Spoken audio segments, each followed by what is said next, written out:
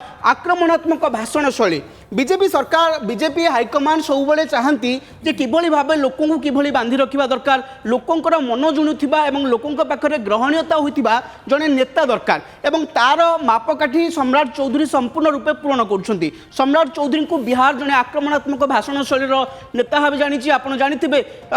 सम्राट चौधरी नीतीश कुमार कठोर विरोधी थे एमती कि गोटे भाषण देते जिते दिन जाए मुझे नीतीश को न हटैची से दिन जाए मुझे पगड़ी खोलि तेणु सी गोटे बड़ फैक्टर हुए भली जड़े नेता दायित्व दी जाए परवर्ती समय देखा लंबा राजनीति अभिज्ञता सम्राट चौधरी केवल बीजेपी नुहे आरजेडी सहित काम कर जेडीयू सहित काम कर 1990 मसीह राजनीति अच्छा छात्र राजनीति अच्छा